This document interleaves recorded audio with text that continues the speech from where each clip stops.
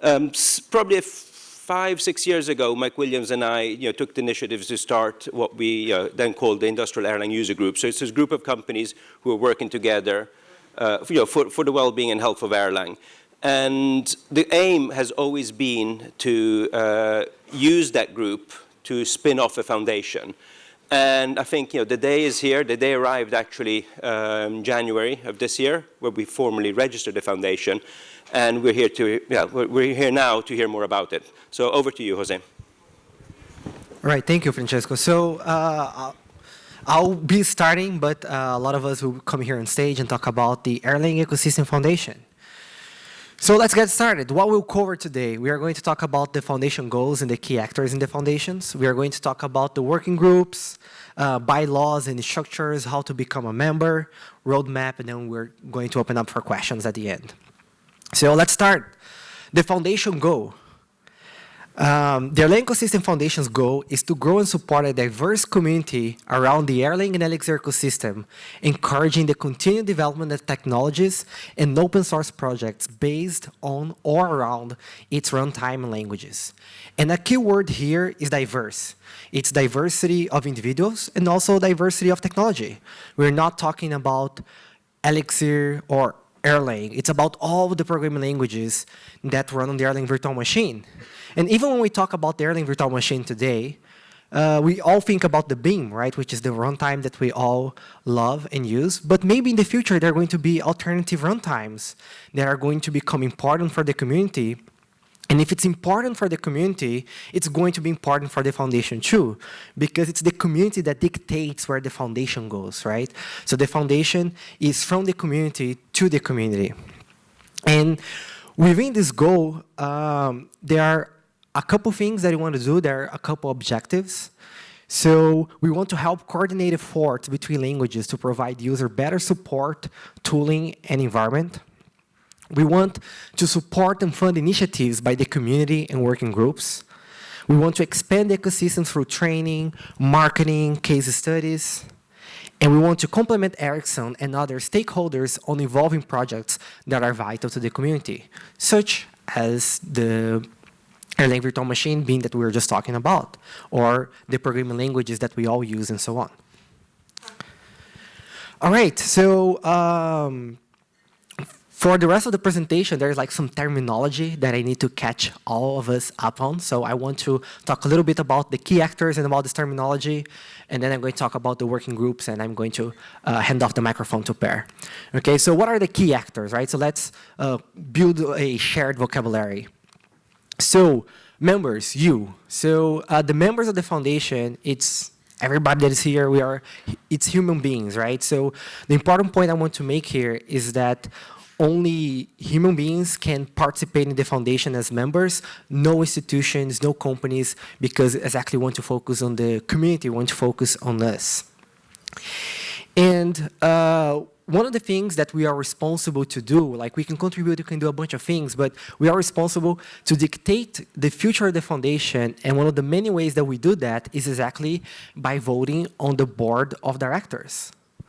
The board of directors, they are the ones, it's a group of people that is responsible for the day-to-day aspects of the foundation, like legal stuff, handling the finances. And one of the things that the board of directors, they are also responsible to do is to approve and support the working groups.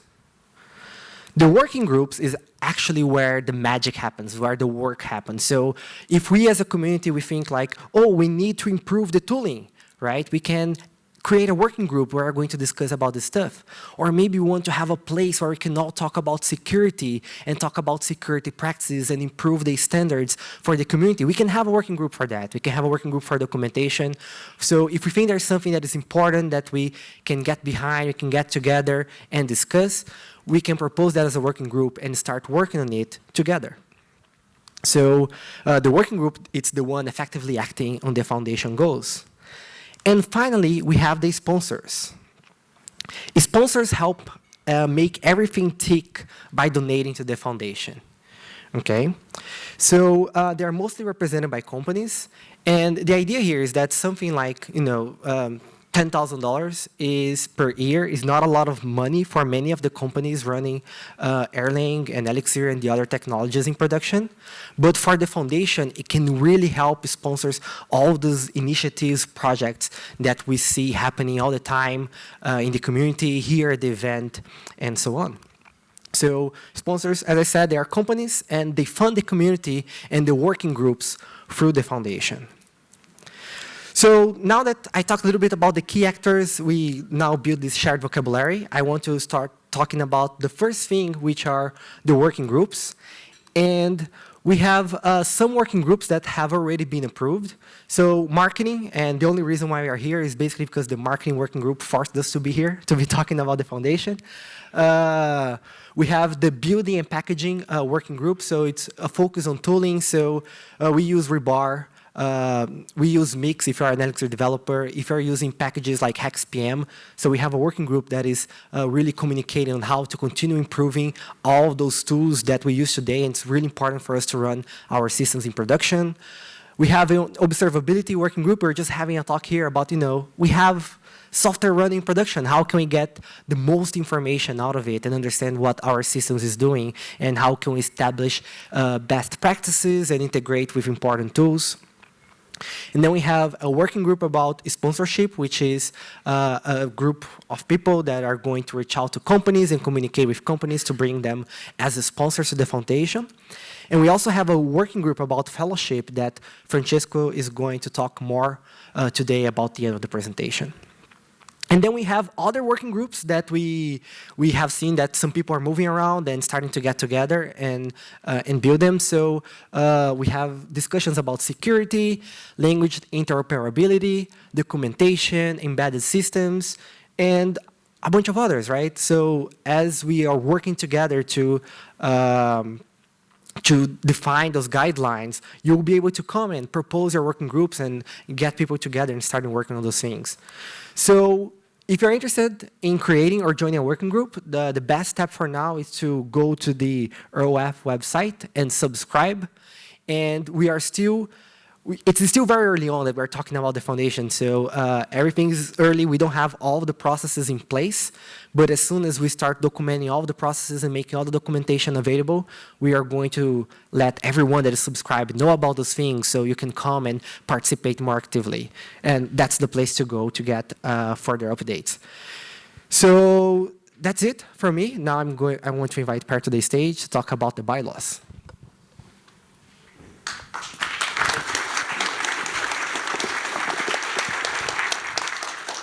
Test. Yeah. Hi. So I have the fun thing to explain the bylaws to you. So this is about like 15 pages of legalese. We are going through the 50 pages now. We have plenty of time. So it's about like what's a meeting, who is a member, who do you get a member, who we kick out members when they misbehave and stuff like this. Fortunately, except not having the 15 pages, but we have nice drawings thanks to Fred. You probably recognize the style if you read his books. So that's the overall picture. The green box is we have the foundation, and in the foundation basically there's a board of members, and the directors of the board of members, they decide about like what is done with the money. So they spend the money. So they're not getting the money. So this dollar sign is not, the arrow is going away from them.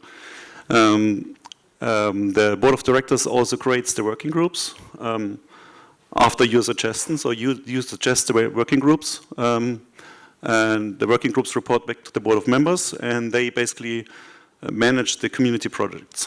So the working groups manage and contribute to projects. And that's the core thing that we are about. We want to fund these projects to improve the whole ecosystem, and also like corporations can be sponsors. That's how the dollars get in the green box, or most of the dollars. There's also membership fees. More on this later. And then the members vote for the board, and the working groups consult the members for help and to recruit members of the working groups also. And then there's lawyers and accountants. That's all. The board of directors needs to deal with those. So talking about members, because it's the most important thing, because this is you. And we have several kinds of members, and I'm going through the different kinds of members now. So the main group of members will probably be supporting members. So those are the regular members. They can vote, like they can vote for the board of directors and participate in elections. Like the other measures, if the important questions are, then we would ask the whole membership basically for a vote, and they pay for membership. So there's a membership fee, an annual fee. Then there is managing members, so that's board members or directors who actually manage a board, like the directors are on the board, and both of them are basically members by this role. Then, in addition, persons in charge of a working group. And there's another way to actually get member, and that this counts for the persons in charge of a working group. And for contributing members, is you can basically put in sweat equity, about like 5 hours a month is expected, and then you get basically your voting rights for free. So you can either work or pay. And the fourth group is the fellows, which are nominated by a special working group. After they're nominated, they're voted by 2/3 of the members, and then they are a member for life, without any pays. And they vote like a supporting member, so they also have a vote if they choose to do so. So, how do you become a member? Well, we have the suggested minimum donation for the membership tiers. There's basically the annual membership is $99, and the free membership is free. And there's also a tier for lifetime membership, so you can one time you can pay $999 and then you're a member for life. You can join the organization on our website. At the moment, we did some last-minute website hacking. It does not work perfectly yet on all mobile devices and all kinds of things. There's some kind of cross-site tracking cookie thing going on we need to fix. Apparently you can switch off your privacy on your phone and then you actually join. I'm not suggesting this, I'm sorry for that. But if you are very eager to join, you could do this, and we will fix this soon. And I think, yeah, that gets me to the roadmap, and welcome Miriam on the stage. Thank you, Pierre.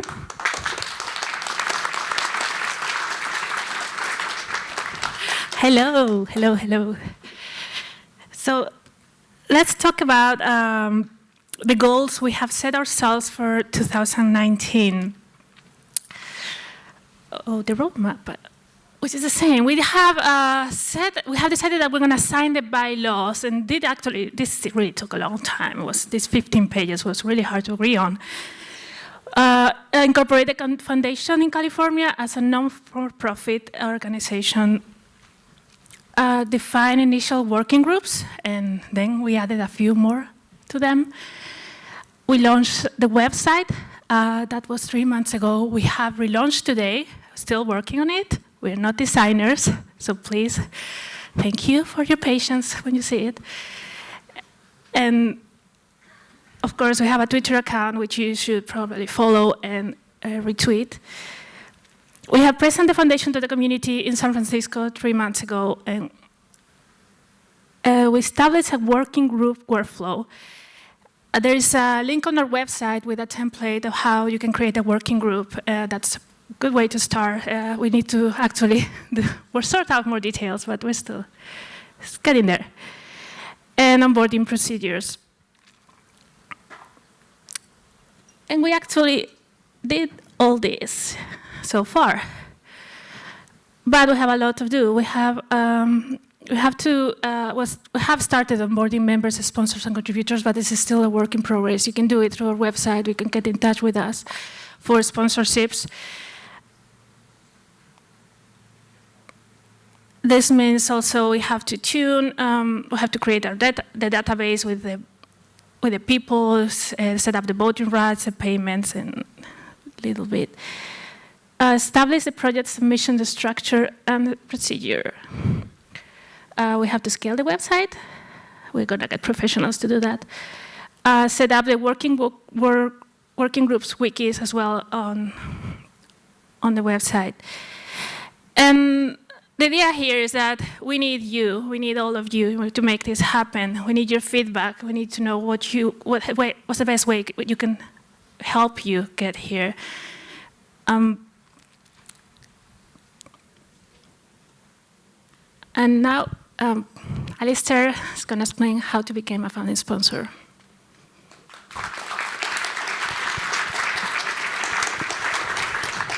Thank you, Miriam. So we already have some committed founding sponsors. Thank you very much for the companies, if your logo's up here. We're still accepting requests or offers to companies that want to be founding sponsors. You get to have your logo forever on our website, and eternal gratitude if you want to sign up. So we're looking for more sponsors. There's a special working group that's been set up. You can talk to any member of the board should you be interested in. In fact, most of us have got these rainbow-colored lanyards on. We didn't quite have enough lanyards to go around, but Francesco's, I think, well known as an individual, so anybody's wanting to talk to him. I'm based in California, so anybody from the US interested in talking about their company stuff, you can talk to me. Francesco spends a lot of time globetrotting, but he's around here in Europe. But the other board members are certainly willing and interested to take your responses. So we're looking to get more people or more companies up here as sponsors. It's going to be, I think, very useful. I think when I talk to companies, they're interested in increasing the talent pool. There's certainly a big sucking sound at the moment for trying to get more engineers into this space. So we've had very clear indications that one of the things that the board needs to be working on is getting more employable talent in, and that's one of the things that the sponsors are very interested in. So if you're interested, please talk to us. We would like to have more of you join. These are our sort of expected tier levels. So we recognize that there are some companies out there that are startups and can't necessarily afford a large amount of money. So we've broken the tiering down into areas of either your revenue or your expenses, because some entities are still spending a bunch of money but not making the revenue that they ought to be doing. But come and talk to us. We think these are reasonable pricing for helping a community of our size. We've done some benchmarking with other language foundations that are out there, and this is pretty normal sort of pricing area, and it's certainly for the value that I think as a company would get out of the community, the general appreciation and outreach that you have. It's a good way of marketing your interest in supporting the community. And I think that sort of segues very nicely into Francesco's section on the fellows.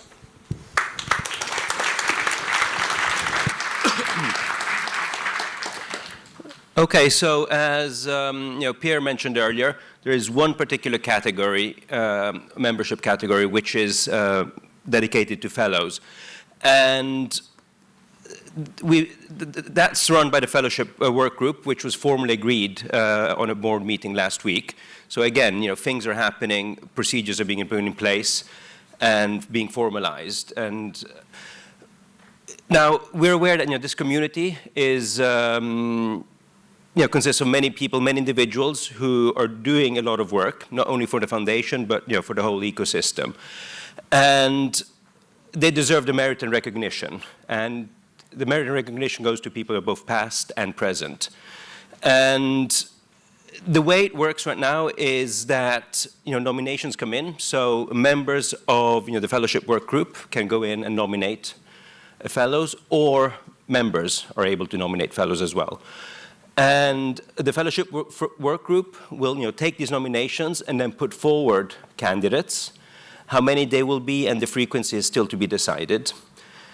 And when these candidates are put forward, a vote goes out to all the paying members and all the other fellows, and 2/3 of the votes need to be favorable. We also have a category which is that of fellow emeritus. So these are fellows which are no longer active within the community, but we believe deserve the recognition. And I have to say, we've had our first nominations and member votes, and I think we're ready to announce the kind of the first fellows. You can probably imagine it's a team of 4 people, of which only one wears a tie.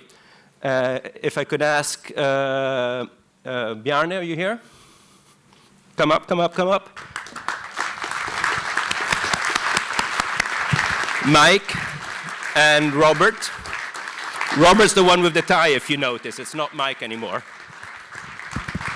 And Joe has also been nominated and voted in as a fellow, so taking on now the title of fellow emeritus. So I want to say a few words. Well, thank you very much. I knew of the foundation, but I didn't know of the fellowship, so thank you very much. There is one thing I would like to say, and which is an important part of the Erlang success story that people forget. And that is a successful transfer from a research laboratory to a product unit. I mean, that could have gone wrong in so many ways, and it's actually worth a whole presentation just to tell how this was done. But I mean, you can't just dump something, it's no fun any longer, and you dump it. I mean, it doesn't work like that. And also, it's a transfer, not just physical, but also mental ownership. And this is also a tribute to Joe's generosity. I mean, it's a Kenneth who's Mr. Erlang these days. And if you just imagine, I mean, a research lab works in one way, product unit works in a different way. And actually, I am very proud of the way that this transfer has been handled and how it's worked. And nobody thinks of it. And that's because it's been so successful. But you can just imagine how much could have gone wrong. Thank you.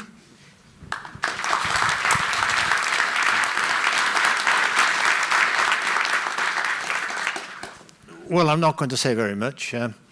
Possibly we should all stand here singing for We Are Jolly Good Fellows. But maybe not.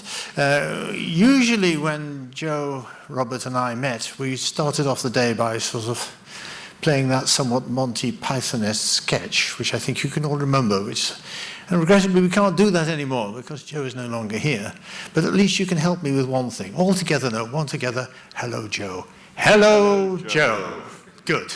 Wait. Hello, Robert, by the way. Hello, Mike. Okay. I think that's about enough for me. Yeah, well, if you didn't hear me... If you didn't hear me, hello, Mike. I don't wear a tie. That's very rare I wear a tie. That's that photograph and about 3 other photographs in the world I wear a tie since after school. Mike is still the tie wearer. Yeah. Well, you're just here. Yeah, I think this is a lot of fun. I think it's a very good idea. As we've been going on earlier, the community is very diverse. We have everything to gain to form one community. And yes, there's going to be a lot of fighting inside the community. I expect that because it is a very diverse community. But I think we can fight and argue in the right way. And well, that I remember from Joe and Mike. We were always arguing. Okay. No, we never argued. Well, I mean, they were wrong, okay? And there was a lot of argument in getting up in Erlang, but it was a good argument. Good arguments with a good result, and I think we can do the same thing in the foundation as well to make this really worthwhile. And I will stop now, otherwise I never will stop. So, yeah. Don't you remember when we tried to say that all communication should be made through pipes? Oh God, the pipes. That's a good idea. That was a great idea. It was the most complex part of the system in those days, and it wasn't useful at all. And our user said it was a fantastic idea, but we can't use it. So we got rid of it. And again, that was an argument. So yes. So, yep.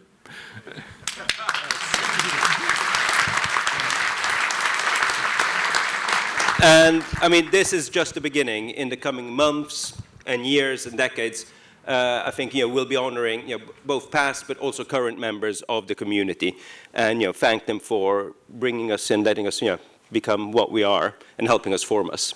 Okay.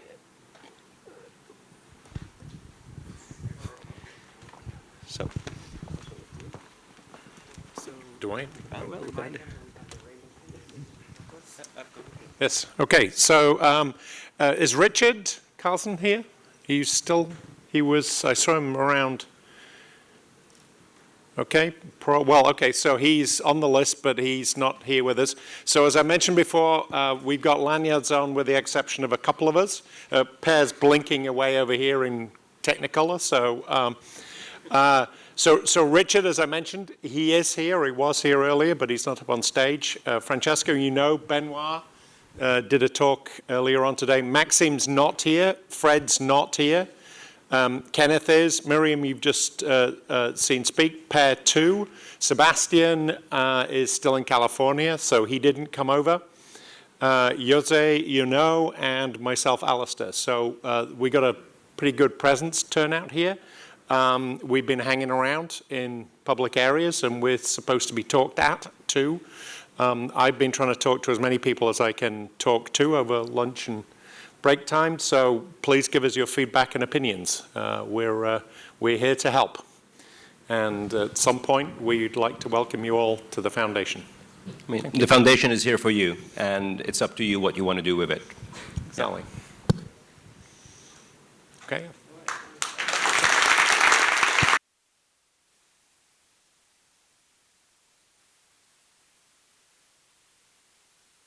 I'll pass over the microphone back to Lennart.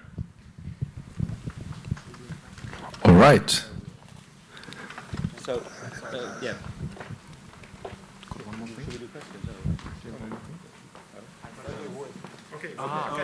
We say So- questions. We have. Bring up the board members again. I'll be running around. So do we have any questions? Raise your hand. There we have one. Is the website running on the Beam? So who wants to take that question?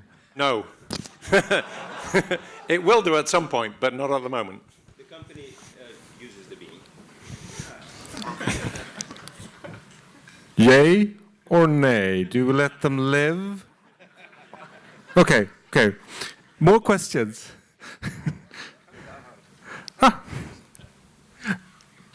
Okay, more questions?